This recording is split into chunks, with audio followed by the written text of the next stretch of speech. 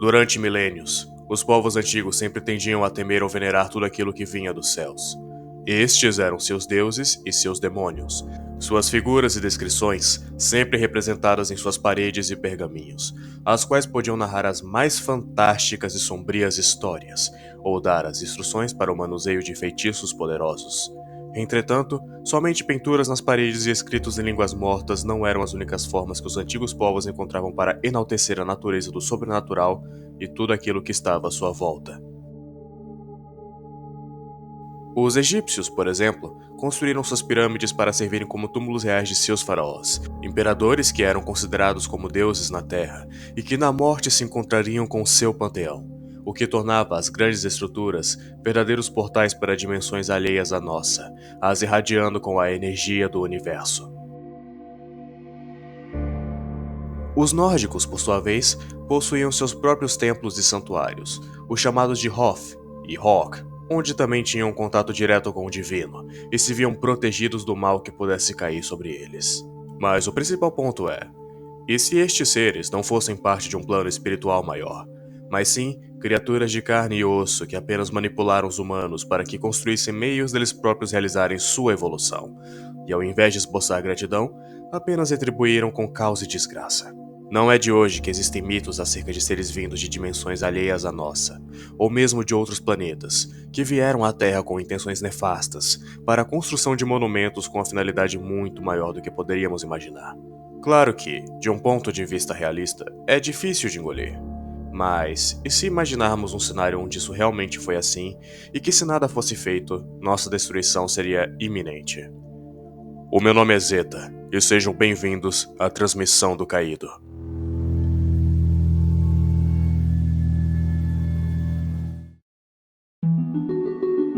Chasm the Rift foi lançado em 1997, sendo desenvolvido pela Wizardworks e Action Forms.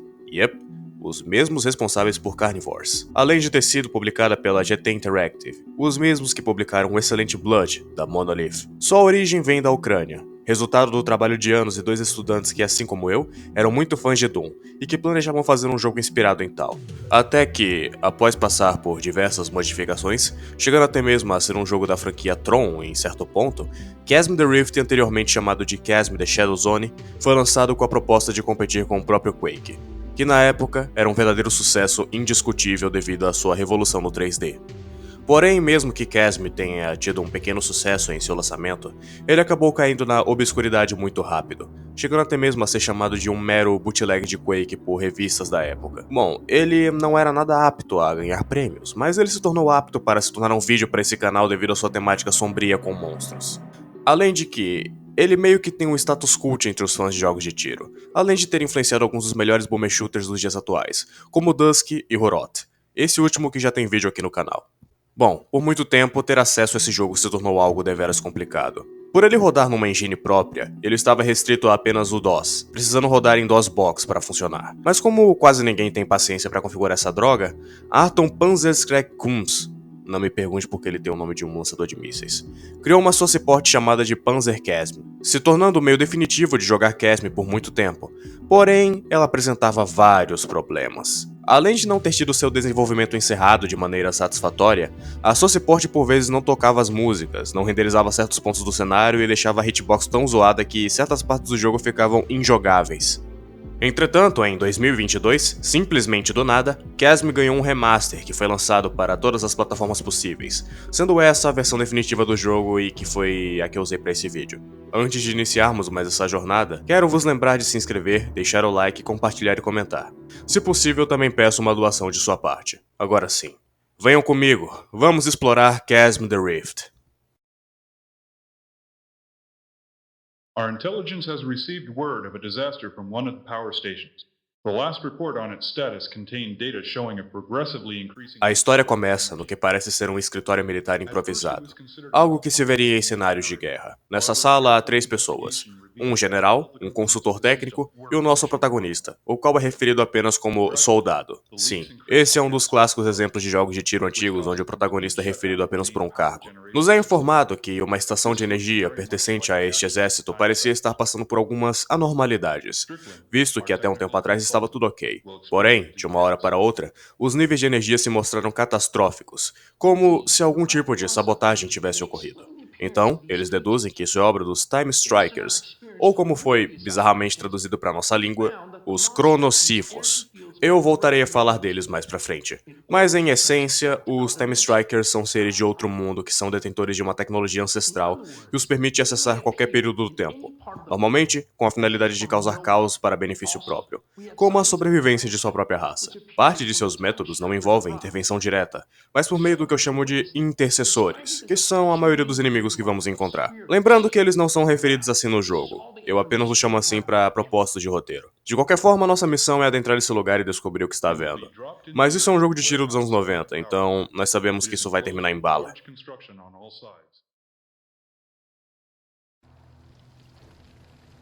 Então, finalmente começamos a jogar.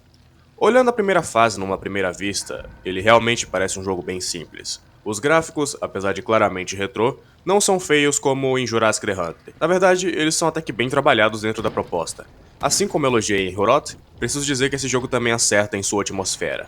Sei que estamos bem no comecinho do jogo, mas aqui já podemos ver o tipo de cenário que vamos encontrar com frequência. Cenários abandonados e desolados, com nuvens escuras no céu e um som ambiente que, ao meu ver, é bem feito.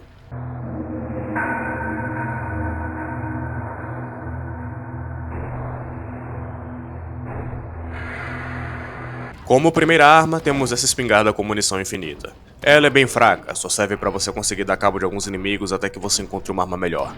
Mas claro, todo jogo de tiro que se preze precisa de um combate minimamente satisfatório. E eu posso dizer que nisso o jogo também acerta. Claro, não é nada perfeito, mas uma mecânica que esse jogo tem e que era relativamente avançado para a época era o fato de que você pode desmembrar o seu inimigo com tiros. Comparando com Quake, no máximo podíamos transformar nossos inimigos em pedaços de carne, mas aqui nós realmente podemos arrancar parte dos inimigos. Isso não é só um recurso visual interessante, é bastante útil também, visto que se encontramos um inimigo que possui um ataque à distância, caso conseguimos o incapacitar naquela região, o derrotar se torna uma tarefa bem mais fácil. Já de cara, o combate de Chasm se tornou muito mais interessante e prazeroso do que Jurassic The Hunter, onde a satisfação de atirar nos dinossauros era quase nula. Falando nos inimigos, os primeiros que encontramos são esses escorpiões e esses soldados. O mais comum deles é esse chamado de Monk. É o clássico inimigo que atira. Temos a sua variante com jetpack chamado de Stratos e também essa com lança-mísseis chamada de Faust. Lembra do que eu falei anteriormente sobre os tais intercessores? Pois bem, acontece que a maioria dos inimigos de Chasm não são realmente os Time Strikers, mas sim mutantes. Pois essa raça alienígena também possui uma tecnologia capaz de mutar os seres vivos, sejam eles humanos ou animais. Então é fácil dizer que esses soldados que encontramos nessas primeiras fases são versões mutacionadas de si mesmos, e que agora servem ao propósito dos aliens. Falando do level design, bom, ele é bem simples, não é nada complexo, apesar de você constantemente também precisar fazer puzzles. Ainda assim, eles não são nada que exija um esforço mental absurdo. Geralmente eles consistem apenas em você atirar em coisas para abrir passagens, apertar botões ou pegar cartões de acesso. Mas em questão de composição de cenário, eu também preciso elogiar, pois aqui você percebe que as coisas foram realmente feitas pensando na ideia de que seriam lugares que poderiam facilmente existir na vida real, apesar das óbvias partes ficcionais. Nessa época já haviam jogos que se arriscavam em fazer cenários que realmente se assemelhavam com a realidade, mas eles eram em menor número e em grande parte sequer eram em 3D, de modo que os cenários abstratos ainda eram regra, então Chasm mais uma vez trouxe algo a se notar. Bom, essas primeiras fases se passam em bases militares infestadas por soldados mutantes, que servem mais para que o jogador se acostume com os comandos, decorar padrões de inimigos e ver como as armas funcionam. Armas essas que eu também preciso elogiar, pois essa 12 de 2 canos é realmente muito boa e meio que virou marca registrada do jogo.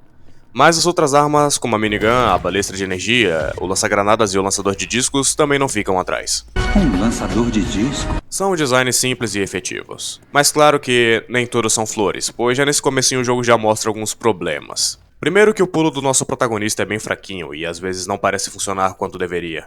fazendo com que a gente não consiga executar certos saltos entre as plataformas de primeira, e por vezes fazendo a gente até mesmo ficar preso, nos forçando a ter que dar load. Falando em autoload, ele é uma desgraça, porque se você começa no começo da fase por meio dele, se prepara para perder todas as armas que você pegou na fase anterior. Falando nisso, aproveite do recurso de você poder salvar a qualquer momento, pois além de não ter checkpoints, o jogo às vezes vai te deixar encurralado e te matar em segundos, mesmo em dificuldades mais baixas. Um exemplo aqui. Essa é a fase onde enfrentamos o primeiro chefe. Somos simplesmente jogados em um lago de ácido e quando corremos desesperadamente até a suposta saída, grades surgem e nos impedem, nos forçando a ter que ser rápidos e voltar até uma passagem que se abriu, onde há suprimentos. Tá aí algo que pode pegar muita gente desprevenida e matar o player caso ele tenha chegado a essa fase com a vida baixa, apesar de eu achar que esse último caso é mais improvável. Bom, as batalhas de chefe de Casme são algo que possuem uma boa intenção, mas que ao meu ver não foram executadas muito bem. Digo isso pois, embora eu elogie o fato de que você precisa resolver puzzles para os derrotar, ou a simplicidade deles elimina quase por completo o desafio da luta, ou no final existe uma sacanagem pra te ferrar. Vou dar um exemplo na prática. O chefe dessa fase, que é esse mutante chamado de sarcófagos, não pode ser morto com tiros, pois você precisa na verdade atrair ele até um certo ponto da sala, onde há uma ventilação que precisa ser ativada. Então ele é puxado e destruído, dropando uma chave que precisamos pegar para prosseguir. Analisando de forma superficial, até que é uma batalha de chefe bem criativa, o maior problema é que logo depois você precisa pegar uma chave que ele dropa. Mas essa chave tá praticamente colada na ventilação, então você precisa ser literalmente um ninja para pegar esse negócio sem morrer. Pois bem, agora nós temos acesso à tecnologia que os Time Strikers usam para viajar no tempo, e descobrimos que suas atividades agora se concentram no Egito Antigo. Sem dúvida alguma, o Egito sempre foi alvo das mais variadas teorias. E claro que uma delas seria de que na verdade foram os alienígenas que construíram as pirâmides. Mas, independente disso, é um fato de que os egípcios possuíam um conhecimento oculto que passou até mesmo a ser aderido por vários grupos ocultistas modernos. Como se aquele povo realmente fosse detentor de informações que culminaram em seus templos na verdade serem meras fachadas para complexos muito maiores.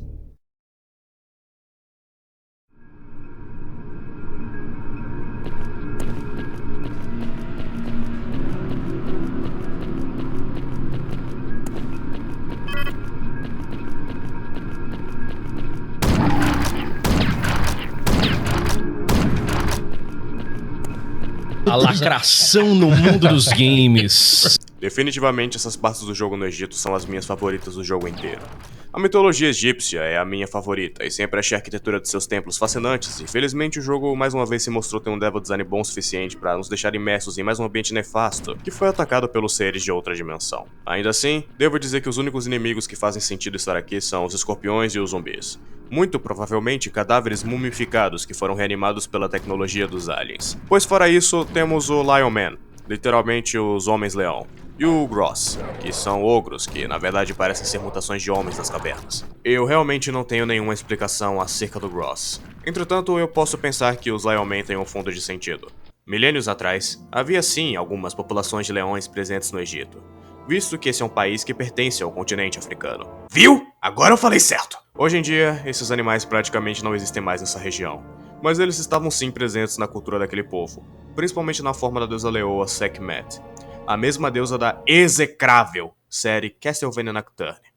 Pois bem, essas fases no Egito definitivamente são as que mais precisa resolver puzzles, onde há mais armadilhas desgraçadas e também o lugar onde você mais vai ficar perdido, mesmo usando o mapa. Tive que ir e voltar de vários lugares várias vezes, pois eu realmente não sabia pra onde tinha que ir nessa jossa. Eu elogiei o level design até aqui, mas infelizmente é também nessa parte que ele fica meio ruim. Pois a partir do momento que você se perde muito fácil e o mapa não te ajuda, já mostra o problema. Principalmente nessa parte onde ficamos presos e temos que quebrar a parede para prosseguir, sendo que não há nada aqui que indique que ela é quebrável. O que mais posso comentar sobre essa fase é que temos mais um inimigo novo, o Punisher.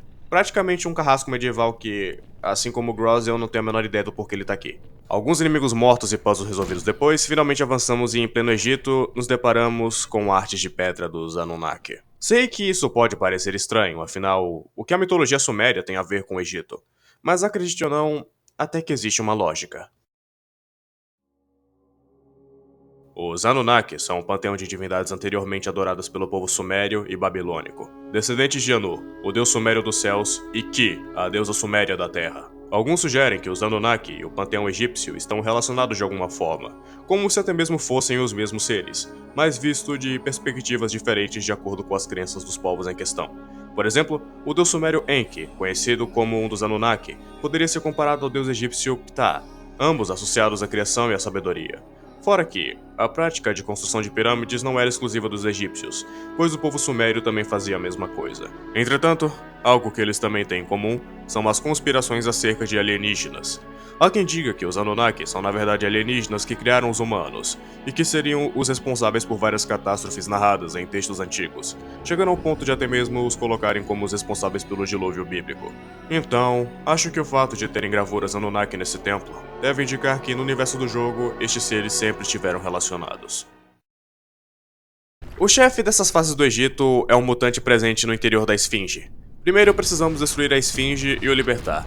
Porém, assim como todos os chefes do jogo, você não mata na base do tiro. Temos que terminar de destruir o Ace Casulo de onde ele saiu e correr direto para um portal antes que a gente exploda devido ao colapso do templo. Dica crucial: entre no portal através do caminho que foi liberado com a destruição do Casulo.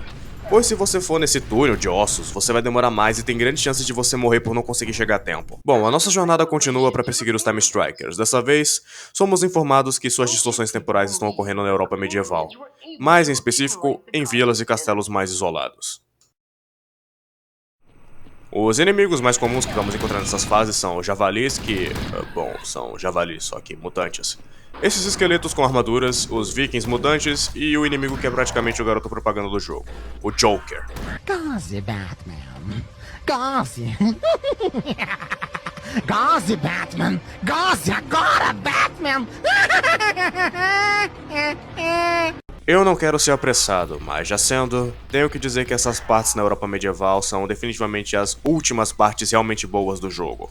Assim como capricharam na composição de templos egípcios das fases anteriores, os desenvolvedores também tiveram um cuidado considerável na hora de retratar a arquitetura presente em países como a Irlanda, Inglaterra e até a Alemanha dos tempos antigos. Casas pequenas e simples para camponeses, tavernas com barris de cerveja e castelos e igrejas repletos de livros dos mais variados tipos e imagens religiosas derivadas do catolicismo, seja com suas representações de Cristo em diversas cruzes ou pelos vitrais que representavam a figura dos santos. E eu escrevi Cristo com letra minúscula, que horror. Deixa eu consertar isso. Só ignorem o fato dos vikings aqui usarem capacetes com chifres. Eu consigo sentir o ódio do mestre Thiago Braga daqui. Excelente canal, inclusive, recomendo muito. Falando em vikings, acredito que o motivo de estarem aqui é bem claro. Os vikings eram um povo conquistador em sua essência. Eles invadiram diversas regiões do mundo com a intenção de saquear tudo o que podiam e também de fazer escravos. Rússia, Ucrânia, Normandia, Britânia, Escócia, Islândia, Groenlândia e por volta do ano 100 alcançaram a América do Norte. Sim, tudo isso foi invadido pelos vikings. Então, imagina o azar para esse povo. Estavam vivendo suas vidas normais, aí do nada, surgiram os vikings e logo na sequência surgiram os Time Strikers e começaram a mutacionar todo mundo. Além, é claro, de trazer os mortos de volta à vida. O jogo nunca deixa claro qual a intenção dos aliens em um lugar como esse, mas eu tenho uma teoria. Ao contrário do que é espalhado atualmente, a Igreja Católica era detentora de muitos, mas muitos conhecimentos diversos.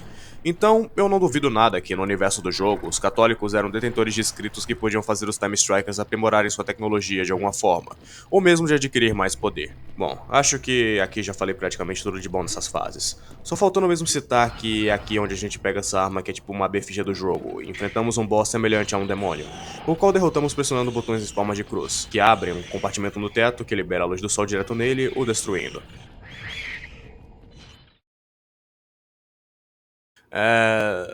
É aqui que o jogo realmente perde toda a graça e acaba virando um shooter bem genérico. Nós finalmente estamos no centro de operações dos aliens e finalmente conseguimos dar uma boa olhada neles. Eu não achei seus designs de todo ruim, mas sinceramente os mutantes de antes eram muito mais interessantes visualmente. Isso também se aplica às fases, pois enquanto antes tínhamos bases militares abandonadas, templos egípcios e castelos medievais, aqui temos apenas uma nave alienígena com quase nada de interessante visualmente falando. Definitivamente não há nada de relevante para se comentar aqui de maneira mais aprofundada, pois nem mesmo o último chefe se salva, o Time Judge, ou o Juiz do Tempo. Ele tem um nome bom demais para o que ele realmente é, uma cópia do Shub-Niggurath do primeiro Quake. Além de ser um terror conseguir se aproximar dele sem morrer, você precisa atirar nele até que ele abra a boca. Então você tem que entrar dentro dele, destruir seu coração e pronto, você derrotou e zerou o jogo. Para ser justo, Chasm ainda possui uma DLC que se passa na Escandinávia, mas além dela ser muito curta, ela não tem nada que eu possa extrair para acrescentar no roteiro. Então só posso me colocar em posição de falar as considerações finais.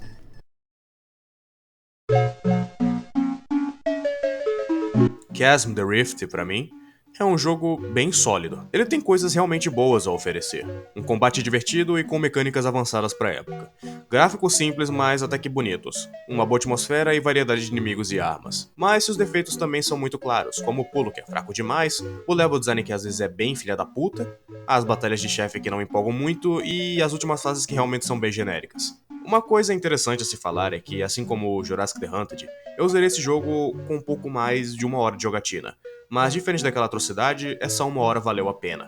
Jurassic The Hunted era um jogo chato, repetitivo e maçante, fazendo essa 1 hora parecer séculos de sofrimento. Mas em Chasm, essa 1 hora foi recompensada com quase tudo onde Jurassic The Hunted falhou. Eu realmente não me senti entediado em nenhum momento enquanto eu jogava. Na real, eu até queria que Chasm fosse um jogo mais longo, sabe? Com mais fases. Acho que os desenvolvedores deveriam ser mais ousados por causa do plot de viagem no tempo. Imagina uma fase na Roma Antiga, nos templos astecas, na Guerra do Vietnã, ou mesmo na Era Mesozoica. E no fim, é isso. É um jogo muito simples e eu recomendo bastante caso você queira algo pra jogar no tempo livre. Como eu já disse, ele tá disponível pra PC e todos os consoles modernos. Só não tem pra celular, mas já vi gente jogando a versão original de DOS pelo emulador, então se quiser arriscar, fica à vontade. E antes de eu finalmente dar minha nota e encerrar o vídeo, temos algo interessante a se citar. Sabe essas caixas com esses símbolos? São familiares, não é? Bom, você já se perguntou de onde os Time Strikers vieram? Para Chasm the Rift, eu dou uma nota 7. Fiquem com Deus e até mais.